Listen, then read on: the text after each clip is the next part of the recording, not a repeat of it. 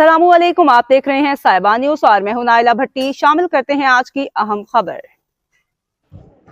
Riyadh Saudi अरब से बैरो chief अमीन फैज के मुताबिक अंजुमन मुहिब्बान रहमतुल्लिल आलमीन सल्लल्लाहु अलैहि वसल्लम के ज़ेरे एहतमाम रियाज में एक पुरवकार सीरत नबी सल्लल्लाहु अलैहि वसल्लम सेमिनार मुनक्किद हुआ, जिसमें इल्म अदब और समाजी खिदमत से वाबस्ता शख्सियत ने भरपूर शिरकत की।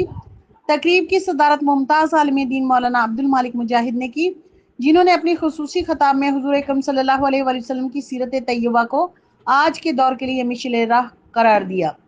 उन्होंने कहा कि नबी करीम सल्लल्लाहु अलैहि वसल्लम की तालीमात अमन, मोहब्बत, इंसाफ और इंसानी खिदमत का कामिल नमूना है, जिन पर अमल करके हम दुनिया व आखिरत की कामयाबी हासिल कर सकते हैं।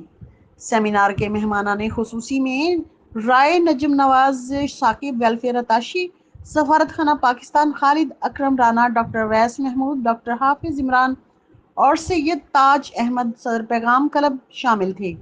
तकरीब में उमर फारूक गिलानी, हाफिज अब्दुल हई, खालिद अकरम राना समेत मुतअद्दिद मुअज़्ज़ज़ शख्सियात ने शिरकत की, जबकि इंजीनियर सलमान राशिद, हनीफ बाबर, अब्दुल गफ्फार मुजाहिद, गाजी उसामा अब्बास, अदनान अल्ताफ, हाफिज साद, माजिद अकाशिया मुजाहिद, अब्दुल्ला इकबाल, हाफिज इकबाल राशिद और राशिद महमूद की खुसूसी मौजूदगी ने तकरीब को मज़ीद मौसर बना दिया।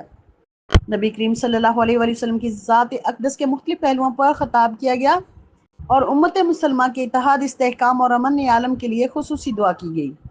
देखते रहिए साहिबान न्यूज़ HD नसरीन सरदार के साथ।